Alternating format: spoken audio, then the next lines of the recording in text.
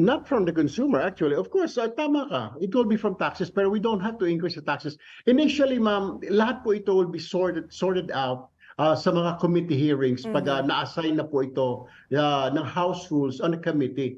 The way we look at it right now, our group, the AXIS Party List, we were looking at it, yung aming po mga research team, nakita po namin na pwede naman kumaltas ng konti doon sa excise tax at saka sa VAT.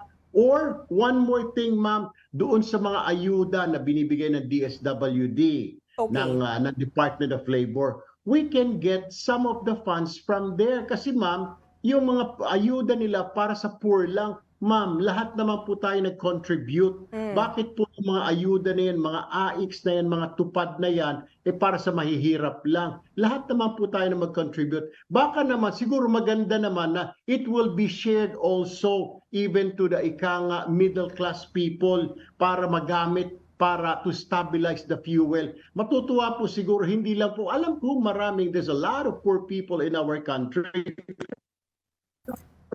Din yung middle class ng mga AIX, which a portion of that, maybe the government can say, okay, we can slash from your ayuda funds, DSWD, from DOLE, we can slash some funds from you and help out to put money in this stabilization fund para to stabilize the prices. E di lahat po tayo nakikinabang, ma'am, hindi lang po yung mga mahihirap. Kasi for now, ito pong mga budget na ito na para sa mahihirap, para sa mahirap lang talaga. Paano naman po yung mga may trabaho? Hindi naman po sila nakakatanggap ng AIX o ng mga tupad, yung may mga trabaho, pero they need help from the government. This is where yung sinasabi namin, pwedeng kumurot tayo ng konti sa AIX, kumurot tayo ng konti sa tupad, o what have you, ng mga ayuda na coming from different agencies.